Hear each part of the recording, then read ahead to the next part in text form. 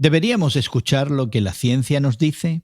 La idea de que científicos que no conocen a Dios pudieran ser agentes de revelación, de verdad y de bien causa escándalo entre muchos religiosos. Conversamos sobre científicos y sabios entre amigos.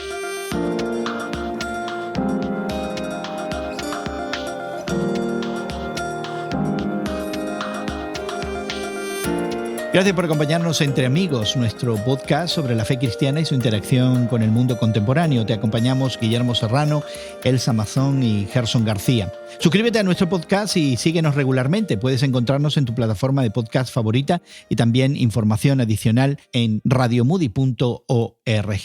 Hoy conversamos sobre científicos a los que, a pesar de su incredulidad, Dios les permite conocer algunos de los mecanismos de la creación. Así por lo menos lo expresó Rudy Eichelboom, profesor de psicología de la Universidad canadiense Wilfrid Laurier y autor del artículo publicado en The Christian Courier que comentamos en el día de hoy. Y hemos colocado un enlace en nuestra página de internet para que puedas acceder a esa publicación. Según Eichelboom, la ciencia contempla algunos misterios en la creación que aún no ha podido explicar. Por ejemplo, que las galaxias, a pesar de no tener la suficiente fuerza de gravedad, se mantengan unidas y no se dispersen por el universo.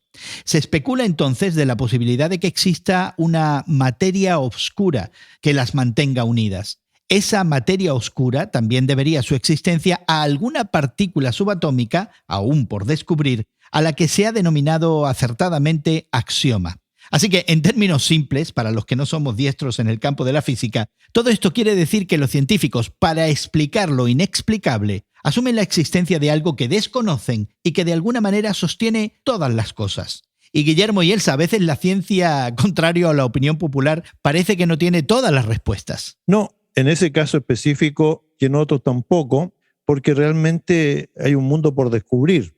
Cuando yo comencé a estudiar física y matemática y toda esta cuestión relacionada con el mundo de la ingeniería, una de las cosas que más me llamaba la atención era estas explicaciones sobre la composición de la materia, ¿no? Con el átomo.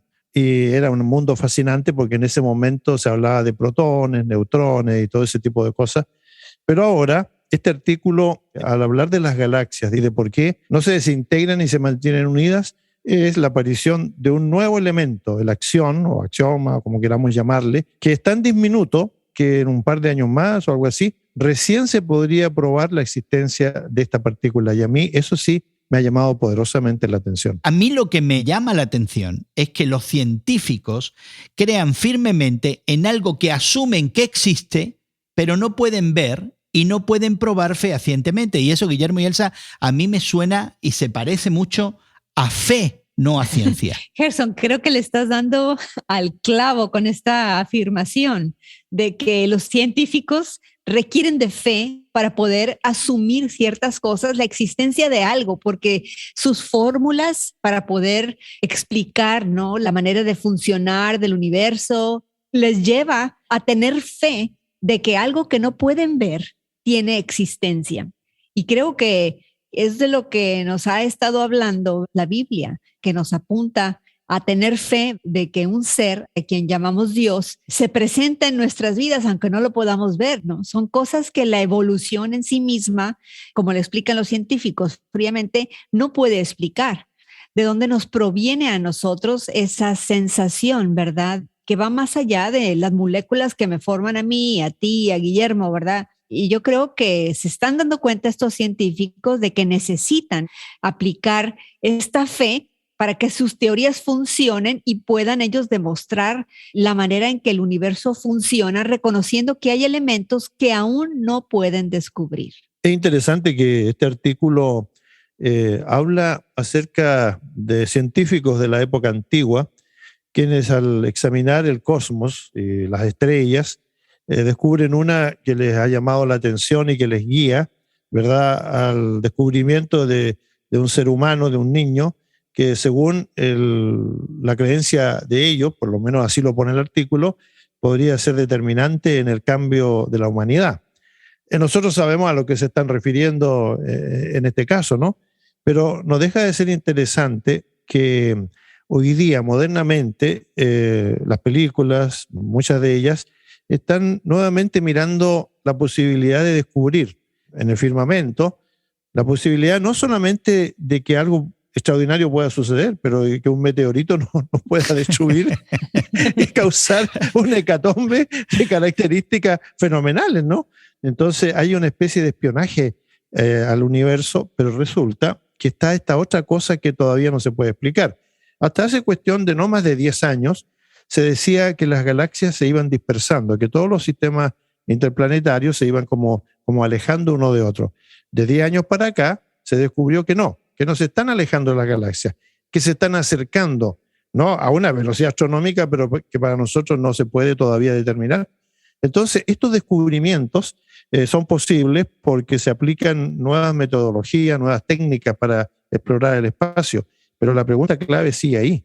¿Por qué las galaxias no se desintegran cuando se dice que tienen tan poca materia como para gravitar una atracción? Y tú, Guillermo, has hecho referencia a esta idea que encontramos en la revelación escrita de la Biblia, de que en cierta forma no hay una incompatibilidad entre la ciencia y la fe, y que algunos científicos del pasado, y tú hiciste una referencia a esos sabios del Oriente que siguieron la estrella, pero el artículo presenta la idea de que la ciencia provee una especie de vehículo de revelación de Dios y del bien. Y sabemos que así es cierto, ¿no?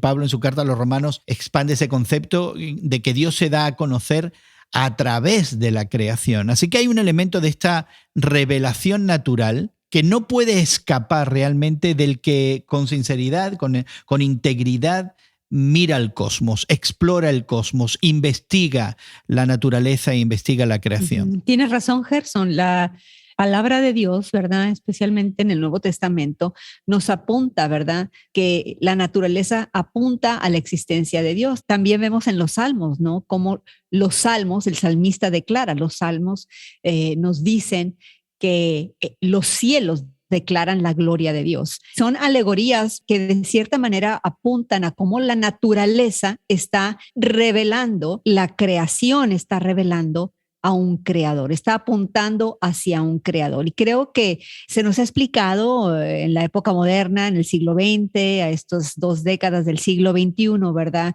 el pensamiento, el razonamiento de que la ciencia y la fe están en continua batalla una contra la otra. Y creo que existe ahora un nuevo pensamiento donde la ciencia y la fe en muchas ocasiones se dan de la mano y se nos está comprobando de manera muy natural. Yo creo que tenemos que estar más abiertos a esta forma de pensar, de que no siempre la fe y la ciencia se están dando puñetazos. Pero ¿no les extraña a ustedes, Guillermo y Elsa, que una de las ideas que el artículo promueve es que gente que en principio, en términos generales, no conoce a Dios, como pudieran ser muchos científicos, ¿no?, y en algunos casos científicos que se oponen militantemente a la idea de Dios, ahora se conviertan en depositarios de revelación acerca de la creación y provean a través de la ciencia el bienestar que muchas veces las personas de fe atribuimos directamente a Dios? Estoy pensando que en la tradición cristiana y particularmente la protestante esto haría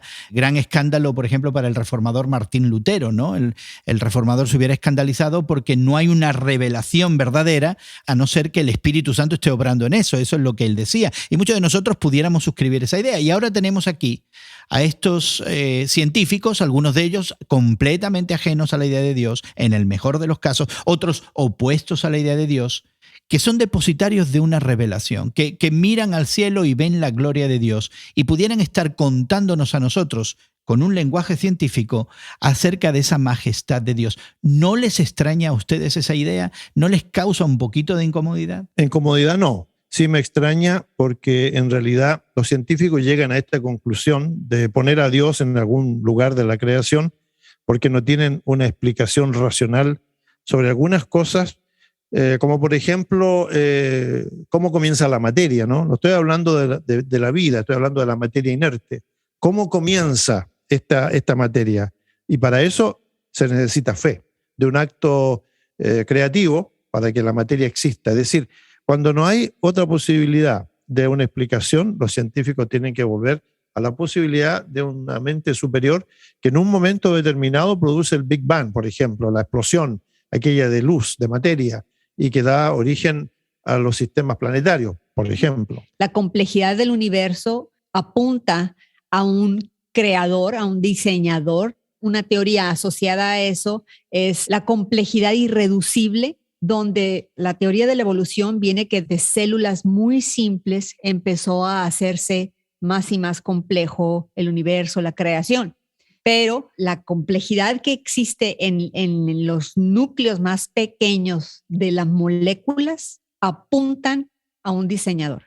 No vamos de lo simple a lo complejo. Lo complejo sigue estando en el microcosmos, ¿no? Se necesita de una mente inteligente. Yo creo que es un recurso.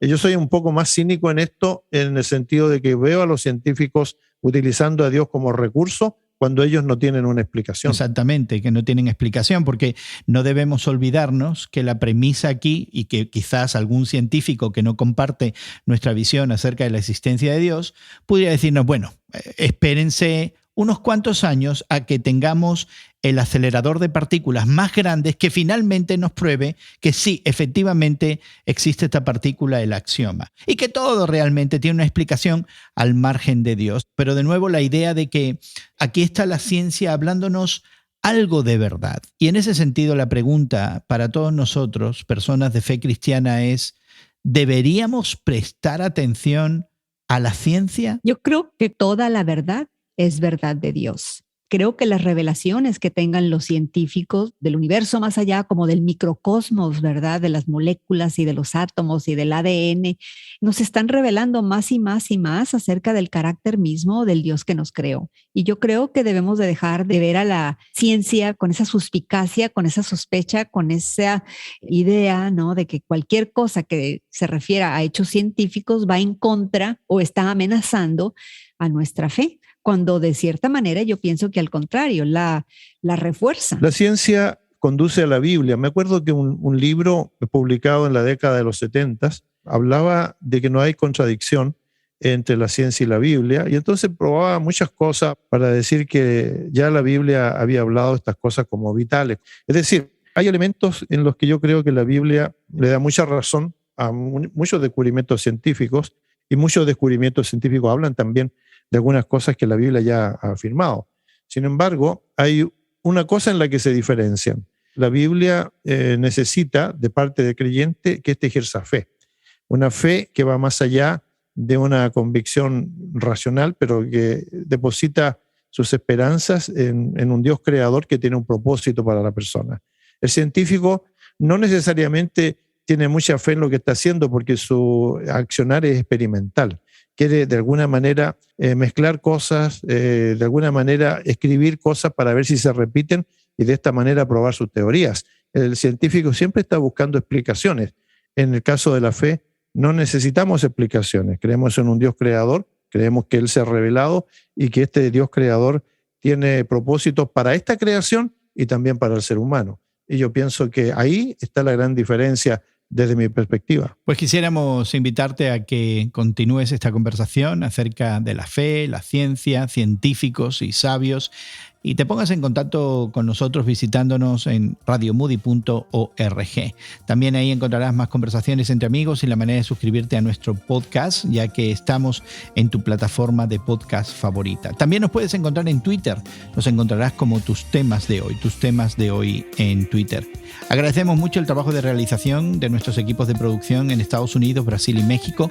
También a Elsa, quien hay que decir que por algunos años estuvo al frente del Instituto de Ciencias de Moody, produciendo material educativo que justamente hace interactuar la fe con la ciencia. Y también a Guillermo. Gracias a ambos por el tiempo que tuvieron para conversar con nosotros. Y a nombre de todos nosotros y de este equipo, nuestra gratitud para ti por habernos acompañado. Esperamos encontrarte en otra ocasión para conversar de nuestra fe cristiana y nuestro mundo contemporáneo entre amigos.